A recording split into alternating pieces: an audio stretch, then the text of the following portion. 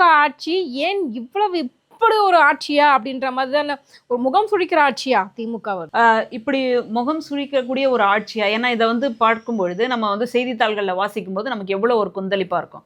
என்னடா காவல்துறையில் இருக்கக்கூடிய பெண்ணுக்கே பாதுகாப்பு இல்லை அப்படின்னு சொன்னால், அப்போ மற்ற இடங்களில் நம்ம சாதாரணமாக வெளியில் போகக்கூடிய பெண்களுடைய நிலைமை என்ன அப்படின்னு ஒன்று இருக்குது.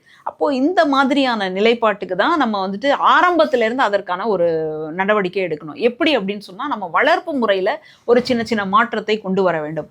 அதுக்காகத்தான் இன்னைக்கு அரசாங்கம் என்ன பண்ணிக்கிட்டு இருக்குன்னா, பள்ளிகள் தோறும் அந்த சிற்பி அப்படின்னு ஒரு திட்டத்தை எல்லாம் கொண்டு வந்திருக்கிறாங்க. எப்படி அவங்களுடைய மன வளத்தை பாதுகாப்பதற்காக ஒரு ஒழுக்க கல்வி, நம்ம மாரல் பேஸ்டு கிளாஸ்ன்னு சொல்லுவோம் இல்லையா, அந்த மாரல் பேஸ்டு கிளாஸஸை வேல்யூ எஜுகேஷன் அப்படின்னு சொல்லக்கூடிய அந்த தன்மையை இப்போ மறுபடியும் கொண்டு வந்துட்டு இருக்கிறாங்க. அப்போது கொஞ்சம் காலம் அது இவங்களுடைய ஆட்சி அவங்களுடைய ஆட்சி அப்படின்னு சொல்லுவதை விட கொஞ்ச காலத்தில் மக்கள், அதுலேயும் இந்த தொற்றுநோய் காலங்களில் எப்படியா இருந்தாங்க அப்படின்றத நம்ம பார்க்குறோம். தொற்றுநோய்க்கு அப்புறமா பிள்ளைகள் எப்படி படிச்சுட்டு இருந்தாங்களோ அதுலேருந்து பின்தங்கி போயிட்டாங்க.